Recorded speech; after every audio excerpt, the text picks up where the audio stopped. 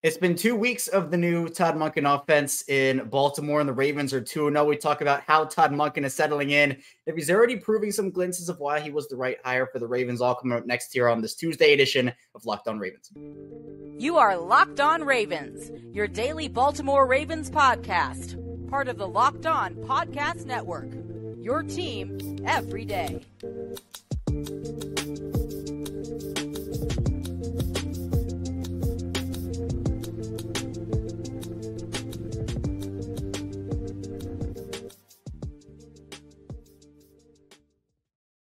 Welcome into another edition of Locked On Ravens, for your daily Baltimore Ravens podcast. I'm your host, Kevin Oestreicher, Ravens Wire, here with you on the Locked On Podcast Network, your team every single day. Thank you so much for being here and making us your first listen each and every day on Locked On Ravens. We're free and available all podcasting platforms, including in video form on YouTube. And today's episode of Locked On Ravens is brought to you by FanDuel Sportsbook, official sportsbook of Locked On. Make every moment more. Right now, new customers can bet $5 and get $200 in bonus bets guaranteed. Visit FanDuel.com/LockedOn to get started. We come here to you on Tuesday after a doubleheader of Monday Night Football. Here to talk about the Ravens, though, is Ken McKusick of Filmstudy. Ken, I'm super excited to have you back on the show and talk about a 2-0 Ravens football team that ended up picking up just a massive, monumental win over Cincinnati. How impressive was it with all the injuries they were going through? They marched into Cincinnati and took a game from them. Yeah, great day for the Ravens. Obviously, great day for Baltimore sports with the Orioles playing so well, and it's just, these are the glory days. We better appreciate them while they're here.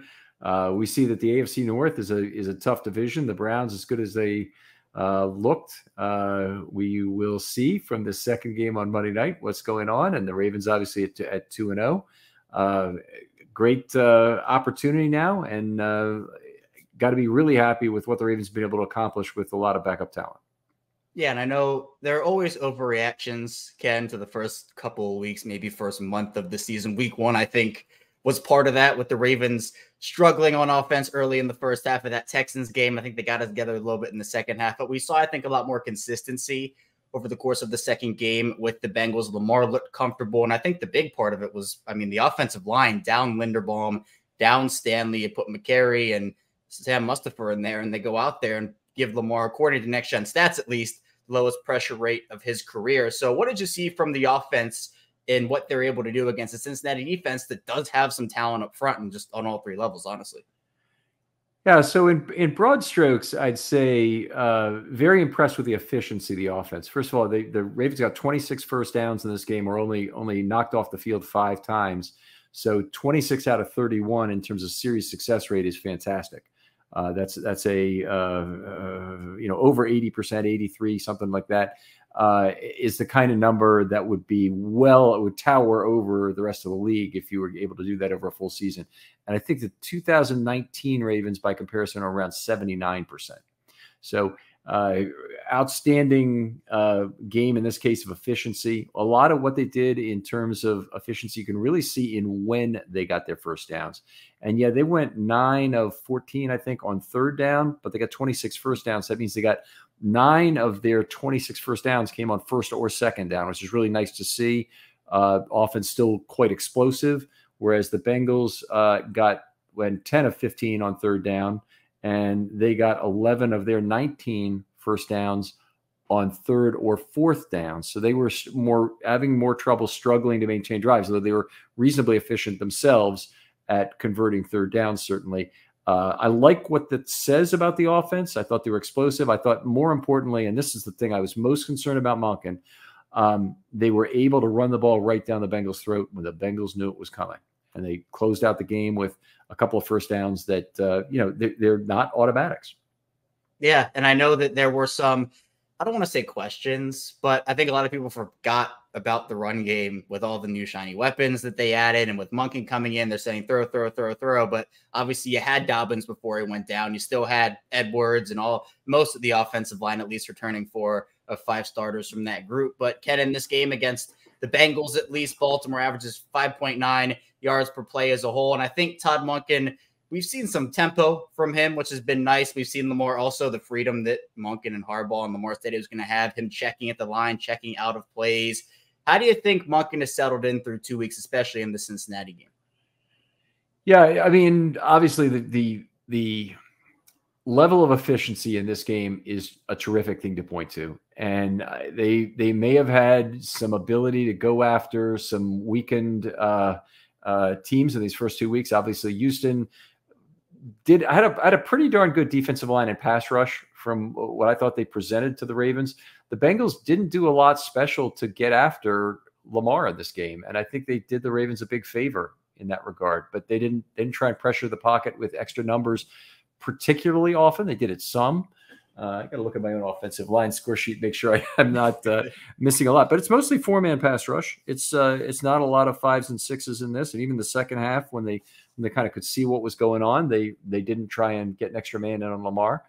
So I thought that was probably something that they did that would help the Ravens. The other thing that has been really effective for both the Browns and the Bengals, having faster linebackers, and specifically JOK, Akeem Davis-Gaither is on this thing, and I think a great instinct linebacker, Logan Wilson, is they've been able to get after Lamar as soon as the pocket is about to break. Now, the normal rule is your linebacker who's spying or is in a short zone on the same side of the field as the rollout will go after the quarterback as soon as the pocket is broken. That's just the automatic assignment rule. But they go after him quicker than that, so he can't even get settled outside the pocket, and they've been very effective with that. I didn't think that was the case in this game at all. Lamar stayed in the pocket, roamed the pocket very effectively, and I would put a lot of more of the effectiveness and the lack of effective pressure against Lamar in Lamar's win column as opposed to the offensive line. Offensive line was okay, but they were not presented with a huge set of challenges, I didn't think, in this game, other than the lost personnel. But they did a yeoman's job. They had a lot of penalties, which were not good, but I thought that a lot of what went right with the offense was Lamar. Yeah, and I'm interested to kind of get more of a deep dive into your grades for the offensive line and your score sheet there, as you mentioned that you had, because I think a lot of talk was made about, the offensive line with the low pressure rate and everything. Again, with the guys they were missing, I think with all the expectations that were, the Bengals are just going to pressure Lamar and it's going to be ugly, it was so much better than what people anticipated. But I'm interested to hear what your thoughts were, whether you have individual notes or team notes on what that line did on Sunday. Yeah, I thought Morgan Moses was outstanding. He's probably the offensive lineman I would point to as having the least. One of the things I noticed that he was charged with a pressure, and I don't have him for any pressure events in this game, but the big thing was he got tripped up by Zeitler's guy bull rushing him on the what ended up being a quarterback hit. That quarterback hit goes entirely to Zeitler as ended up being a quarterback hit by Hubbard that tripped up Moses. Other than that, I mean, there just weren't a lot of pressure events, but there weren't none either. I know I've seen something that Hendrickson had a pressure against McCrary. I don't agree with that. I have him for a half one early, another full one, and another half one that might not have been Hendrickson, but it was against McCrary. And so McCrary giving up 2 pressures, by the way, is fantastic at left tackle in a game where you play 70 offensive snaps. So no shade on McCrary for this game. I thought he had a great game. The other guys who had more penalties, and Zeitler, unfortunately, weren't as good in this game. And that's just the way it went. I'll tell you, I have not tabulated my scorecard yet, but it'll be out there. I have some all 22 checks to do against it that I need to confirm, but it'll be out there on my site tomorrow. Yeah, again, based off what the expectations were, I think an overall great job by the Ravens offensive line as a whole. But I know, going back to Monken, Ken, what are some of the adjustments that you saw from week 1 to week 2? And especially, how did Lamar look comfortability-wise to you in both weeks? Okay, I'm going to start with a non-Lamar one, because I think we talked about Lamar a little bit in this. I'm going to start with Devin Duvernay, who was completely out of the offensive game plan in week 1 with only 7 snaps, I believe it was. And this week, he lined up in the backfield twice. He ran the ball from jet motion a couple times. I mean, it was exactly what I would have hoped for in getting other players used in the gadget game other than Flowers. Flowers is too valuable to use exclusively as a gadget player, and I know he's nice as a gadget player too, but I really want him taking the top off the defense and being in for the snaps where you really need that done in particular. Yep. And I thought they did a better job in this game of doing that and actually getting the completion to Flowers on that kind of a throw where there was safety help anyway is going to draw even more safety help in the future as a percentage of the snaps he runs a vertical route. Yeah, and that to me, I know that a lot of people felt like it was almost forced touches to Zay in week one, where I don't know if forced is the right word that I would use there, because I do think he can have value as a gadget guy, but we saw the value that Duvernay has had in that role over the past couple of seasons. So getting the ball into one of those players' hands is really important, especially with a guy like Duvernay, who I think is still a very talented player in this whole entire thing. Yeah, absolutely. And he was 0 for 3 on targets in this game, but he was in pretty good shape. I thought the ball was not terribly thrown or anything. It just was a very hard catch, exactly where it was in the end zone. But the Ravens aren't short on speed guys this year, and this really ought to play into Monken's hands. If you can use Duvernay, then you can use Justice Hill in that same way. Hill had some good plays in this one, certainly. Probably can do more to get him second level first contact opportunities and get some additional yards for him, and get him the ball in his hands in the passing game a little bit more in space. And then I really look forward to when Keaton Mitchell comes back. If this game is any indication, I don't think they're really serious about using Melvin Gordon. And I think we may even find that Duvernay becomes the third running back because of the need for a roster spot. So right now, every single one of their inactives is effectively in use. And I don't think they can afford to have that be the case. And after week 3, they're going to have to elevate Mustipher and elevate Worley if they want to continue to use them, because they'll be out of activations. So at that point, I think they're going to have to make some moves, either put some players on IR or make some difficult choices like getting that extra running back off the team. I think Gordon is probably the 53rd guy right now. Yeah, because it's 3 activations, right? That you have 3 activations. That's correct. So I feel like if they were to activate, if they were just going to promote Gordon to the 53, they would have done it. I think they want to use his activations. Mitchell comes back hopefully week 4, and then Gordon can stay on the practice squad, and then maybe that could happen. Did they elevate Daryl Worley then already? Because I thought he was still working on activations. I think they promoted him to the. If I'm not mistaken, I think they did promote him already to the active roster. So I'm a step behind then in knowing who they promoted. But then as long as they've got free activations left with Gordon, I say ride that out until week 5. Yep, I'm 100% with you there. Coming up in the second part of the show, we'll continue talking about Todd Monken, also some early Ravens takeaways, especially about that defensive unit. So be sure to stay tuned. Plenty to talk about on Locked On Ravens. But first, this episode is brought to you by Jase Medical. And don't be caught unprepared. Everyone should be empowered to care for themselves and their loved ones during the unexpected. Jase handles everything from online evaluation to licensed pharmacy medication delivery and ongoing consultation and care. The Jase case provides 5 life-saving antibiotics for emergency use. All it takes to get a Jase case, all you have to do is fill out a simple online form, and in some cases, jump on a quick call with one of their board-certified physicians. Get ongoing care from those physicians on any treatment-related questions, doctor-created, doctor-recommended, and everyone should be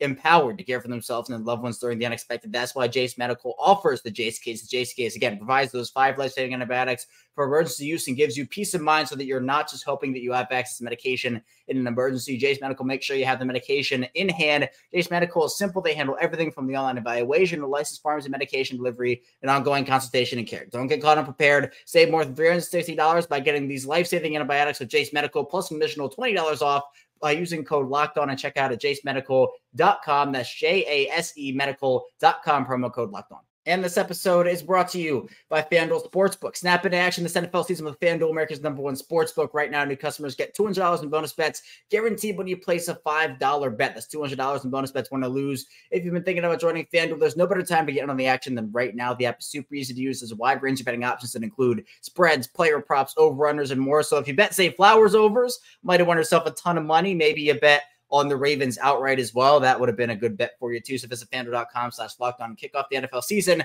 FanDuel, official partner of the NFL. We are back, our second segment of Locked On Ravens. Kevin Oestreicher still here with Ken McKusick. And Ken, I wanted to, before we get into the defense, I want to wrap up offensively with Todd Monken. With your expectations for the offense through 2 weeks, what they were going into it, I know there are a lot of people who are saying, well, how long does it take before Todd Monken proves he's the right hire? It's not right now. We still have a little ways to go before we can officially say that. But I'm really still encouraged by what we've seen from him over 2 weeks. So based off your expectations, Where are you now on Todd Monken and the Todd Monken, I guess, experience through 2 weeks with him? Yeah, I mean, what I'm going to say is I'm on schedule. I think, you know, in going to camp this year, there were a lot of very frustrating days where it appeared that Lamar was not really on the same page or not didn't have the accuracy necessarily. They had one Saturday there were 9 interceptions and 4 of them were Lamar, so it wasn't all the backup quarterbacks. That wasn't fun to watch in terms of what was going on. And Monken has he talks a very good game in terms of understanding space and whatnot. Excuse me. I think we started to see a little bit of it in this last game, and I hope we'll see more. I really want to see, in particular, the 3 fast guys not named Zay Flowers get the ball in their hands in space even more than they have so far. I think this team, honestly, the loss of Beckham is potentially serious, but they're at least they have depth at that position, and Odell, while he's outmatched my expectations for him, is a guy who I think. They have other players. And I really also look forward, the big player I look forward to seeing more of on offense is Bateman. They haven't really gone to him nearly as much as I expect. And I really do expect Flowers probably is now the Ravens' #1 receiver, just based on what we've seen so far and the things. But I think Bateman still should be, the X receiver, clearly the #1 guy on that side of the field. And they should really be complementing each other in terms of how they produce value and creating dilemmas for that defense where they don't know how to apply their single high safety asset or their or force them into cover 2. And for Bateman, do you think it's a ramp up thing for him, or based off of the film you've seen, is it just it's more of he's not getting open or he's not being utilized? What do you think it is with Bateman right now through these 2 weeks? Well, I mean, he's caught 6 out of 6 balls. I don't think it's an issue with that. I think it's snap count. He's only been in the field for, I think, 69 snaps, 25 and 44, if I remember, through the first 2 games. So I think you'd expect if that's 1 game's worth of snaps and 6 targets would be fantastic for that, or you'd be happy with it. The yardage is not great. So he's not getting high quality opportunities. I would like to see more of the scheme run through him.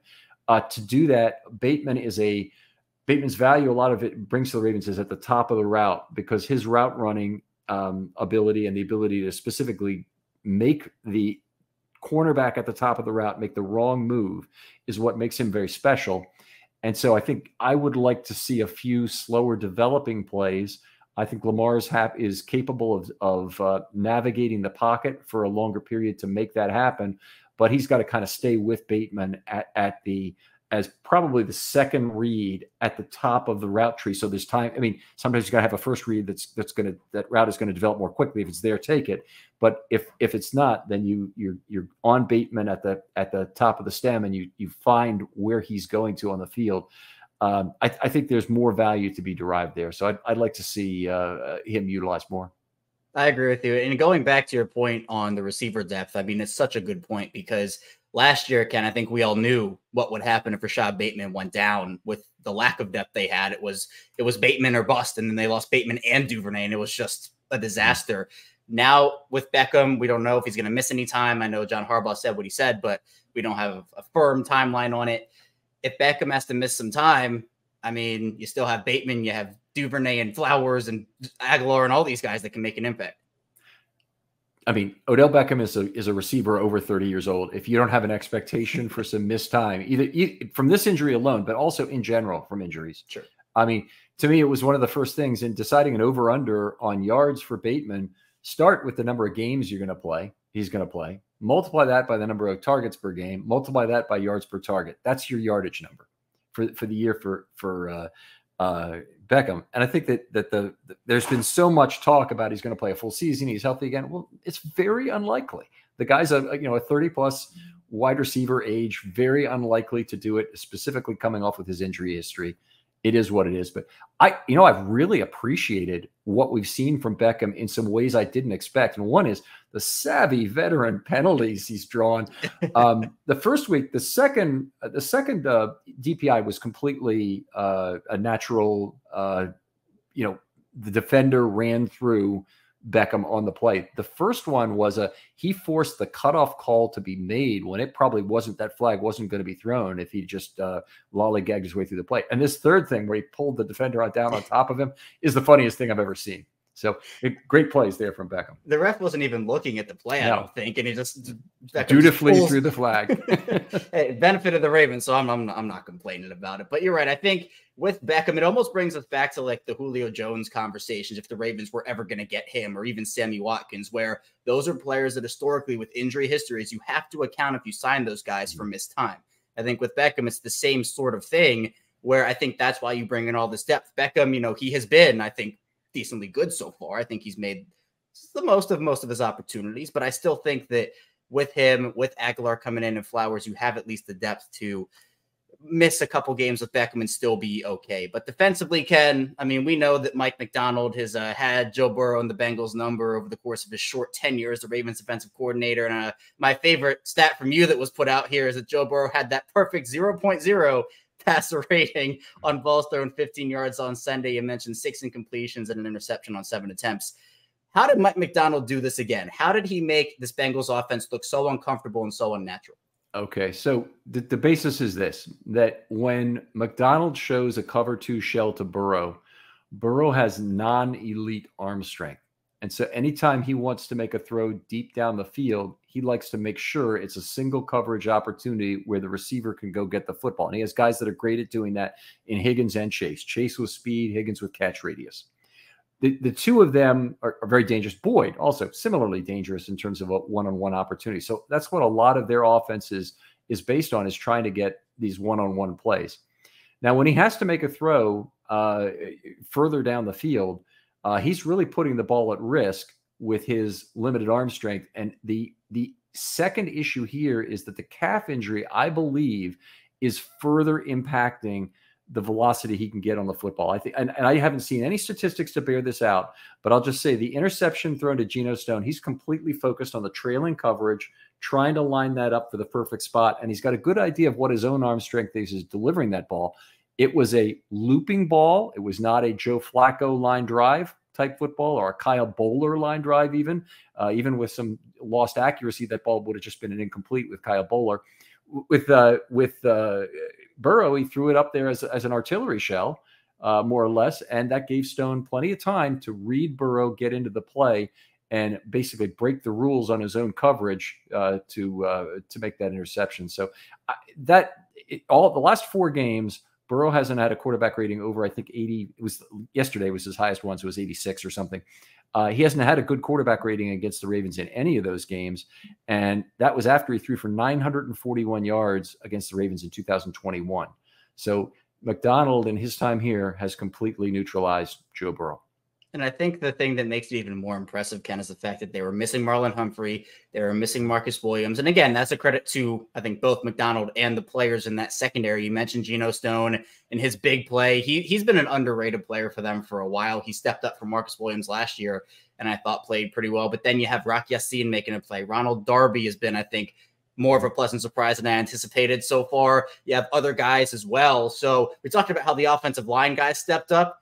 How on defense did you think the secondary stepped up in the absence of some of the big guys? Yeah, huge. I do think that the hidden force in all of this has been Kyle Hamilton. That Kyle Hamilton playing on the back end is an enormous player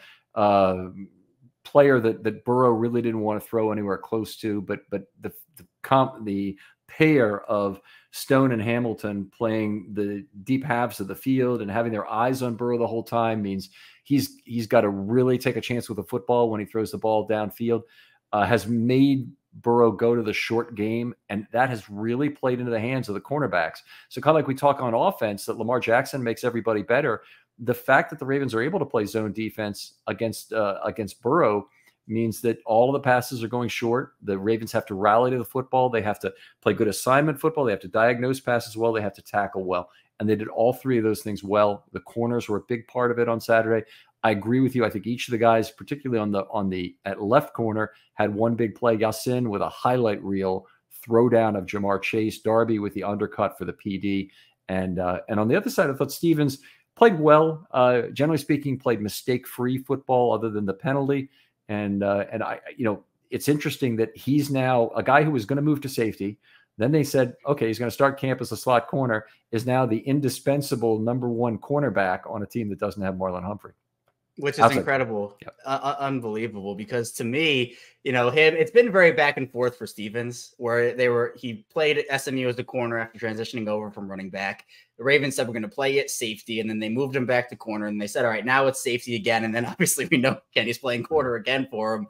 So that can be damaging to a career in some aspects. I mean, we've seen teams move players around. They don't really get a grip on a certain thing.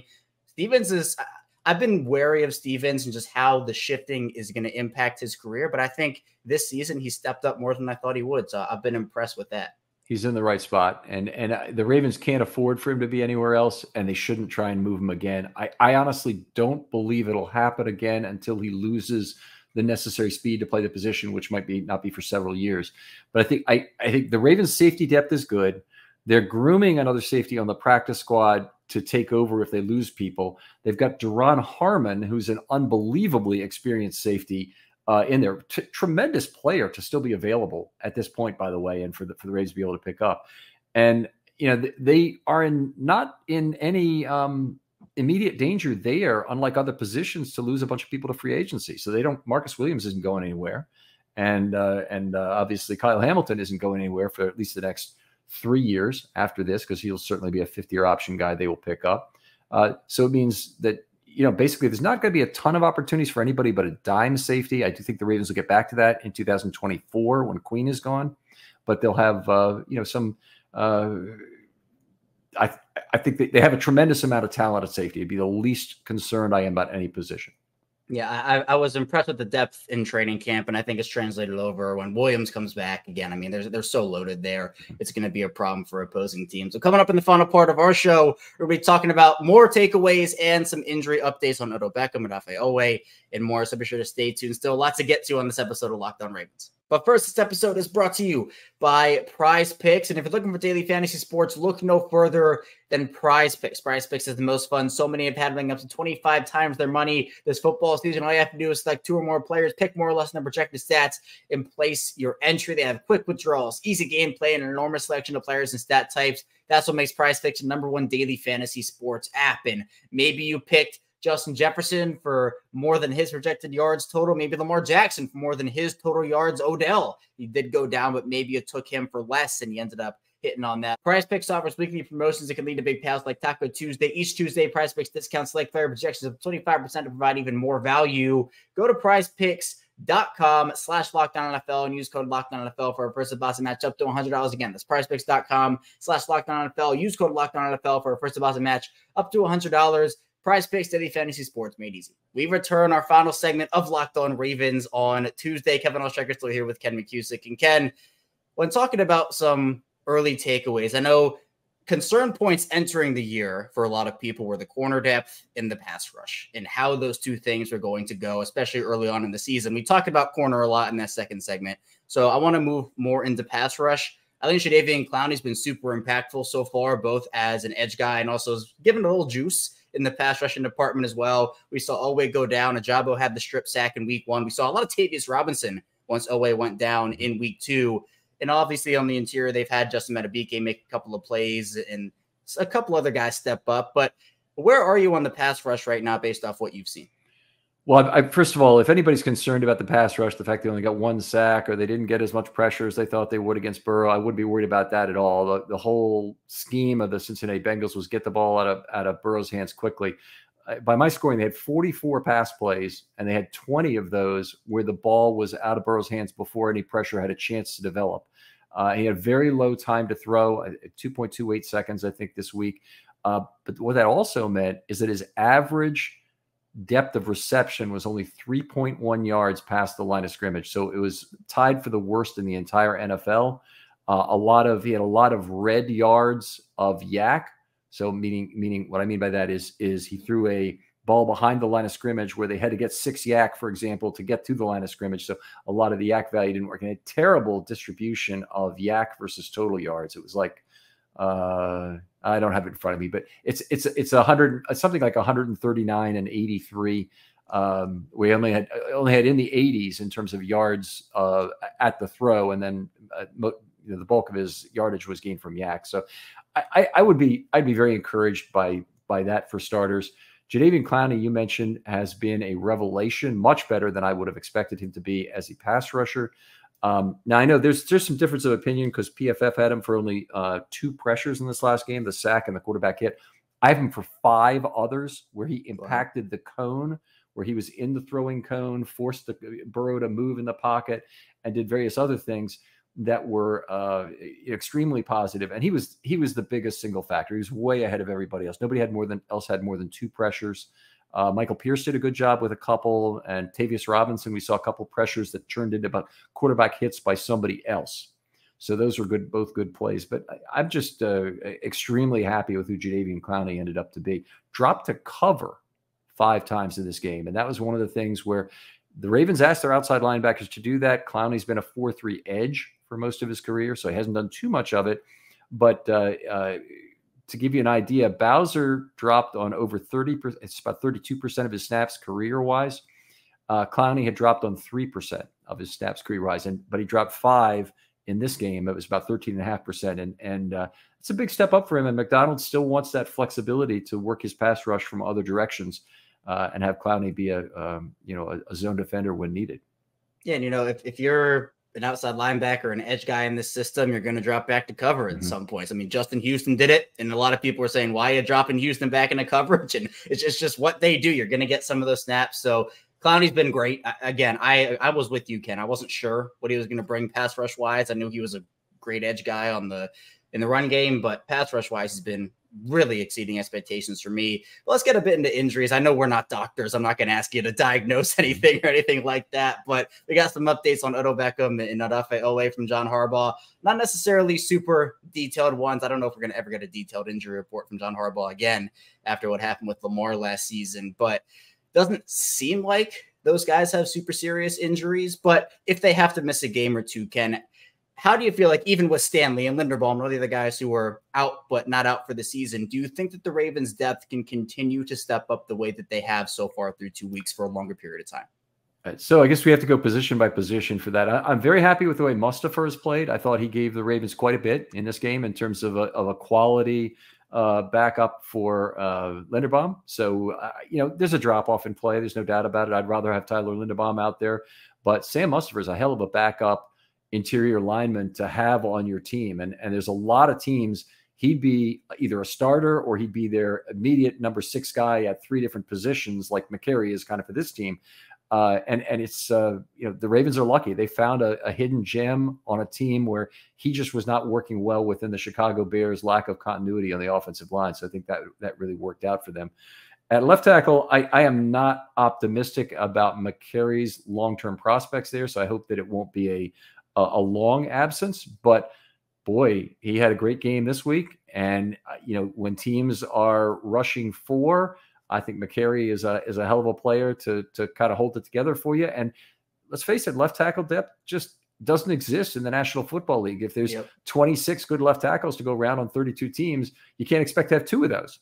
So you have Ronnie Stanley. We know he's, at this point who he is in terms of potential injuries, and we have McCary, and we hope for the best. And I think the Ravens are playing it right to McCary being exclusively a left tackle backup. I think he's too valuable there to use him anywhere else except maybe right tackle if something were to happen there and Stanley was back. That makes sense. And I know that we don't know how long the Stanley and Linderbaum injuries are, but I think it's better. At least the long-term prospects are better than I thought they were. Mustipher, for example, is a guy that I really wasn't sure on, but the Bears, you mentioned, it just have such a lack of continuity, lack of a lot of things over there in Chicago right now. So Mustipher was a great find for them, and especially a guy like Geno Stone, too, who we know has stepped up. The Ravens with the wide receiver depth, Nelson Aguilar was someone who impressed all training camp, and we heard all about him in training camp, and he did a bunch as well in the Cincinnati game, which I was really impressed with, too. But in terms of everything else that this team has to offer, Ken, I know it's a long season. We still have a long season ahead. But what do you think the ceiling is for them at this point? We've seen 2 weeks. It's not like we still have to see a lot more. It hasn't been enough time to say, oh, well, they can be this or they can be that. I asked you about if you're encouraged, but at least let's do defense here. How good do you think this Ravens defense can be, especially when guys like Marlon and Marcus Williams come back? So I don't know if they're going to be better when and if Marcus Williams comes back. And the reason is that Stone is playing pretty well. And Marcus Williams might or might not be the same kind of player if he comes back with an injury. So I can't really say. In the case of Humphrey, I know that's going to be an immediate upgrade. And even if it's not, it'd be an immediate upgrade no matter what. If Ardarius Washington, for example, comes off the field and Humphrey were to play in the slot, that would be an upgrade. But they would certainly get value from Humphrey being back. I think more importantly, they'll get depth. So they'll be more prepared for the next injury to occur when it does. And, I think Humphrey will be, a star player again. I would certainly expect that to be the biggest upgrade. And then if I'm sorry, were you asking about some other positions specifically? Just the defense in general. Yeah. Bowser is the other really big one. If he comes back, it puts the Ravens back into being able to run their pass rush in the most flexible way possible with a lot of Bowser drops. And that means more ability to rush the quarterback from slot corner, safety, or inside linebacker and still maintain a very efficient coverage. So what they did against the Bengals, it worked against the Bengals. And I'm actually a little bit more concerned about how it's going to work against a stronger armed quarterback. Gardner Minshew might be another guy who it works pretty well against in terms of showing them cover two on a regular basis and just saying, hey, come on, either run the ball on us or play the small ball passing game, and we'll take either. Yeah, and I know we'll see whether it's Richardson, whether it's Minshew that suits up for the Colts in week 3. But I want to round this out, Ken, by getting back to a point that you made in the first part of the show about the roster and the, roster crunch this team might have in a couple of weeks when guys are ready to come off of IR or the PUP list or NFI list. They have some guys on there, Bowser, Keaton Mitchell, even a guy like who else do they have on IR? It's Lee Cam they have on IR, but yeah. I don't know if he's going to come back. But yeah, it's the Bowsers and the Mitchells. So how do you think they're going to maneuver through all that when it comes to everything? Yeah, I don't really even try and figure that out sometimes. We do have a regular show that I do Friday morning GM where we want to get into a lot of these things. But the truth of the matter is that we don't know who's going to get hurt the next 2 weeks. And as much as we'd like to sit here and say, oh, it's just going to be great when the Ravens get some of their players back, the net effect is almost always to more injuries as the season goes along, even if you're getting a couple of people back here and there. So they'll get a sprinkle back, and they'll get unfortunately, another raft will go out of players that could hurt and are not available. And unfortunately, I believe that the IR list is probably going to work itself out over the next couple of weeks with either new injuries or some of the current IR people being designated for a longer term there. Yeah, so Pepe Williams, that's another one I forgot. Pepe Williams also on IR, so he'll come back, and we'll see how the Ravens corner depth shakes up with all that. But Ken, I appreciate your time. Thank you so much for hopping on the show with me. Please tell people where they can find you and what you've been working on. All right, outstanding. Thank you, Kevin. I'm at Film Study Ravens on Twitter. I don't know if you use the video on this for a feed on YouTube or not, yeah. but okay, so that's great. And I'm filmstudybaltimore.com is the website. I do about 8 shows a week, very technical analysis of the defense and offense. Those come out on Tuesday and Wednesday, respectively, from the previous week, including offensive line scoring, which Kevin alluded to here in the show. And then have 4 other shows this year. We do a Know Your Foe show. We do a Friday morning GM. I do a show called One Last Thing, which talks about one last thing from the previous week, and another matchup show that is prior to the additional game, which I do with Frazier Tafar, is a new guy I found who's really terrific, by the way. Awesome. Well, yeah, Ken has all the work out there. He's one of the brightest minds when it comes to the Ravens, as you just heard here on today's show. So the link to his work will obviously be in the description down below. But Ken, thank you again so much for joining me. That's all I have for you here today on Locked On Ravens. Coming up tomorrow, of course, there's more Ravens content here on this show. So be sure to stay tuned for that. I'll see you right back here tomorrow on Locked On Ravens.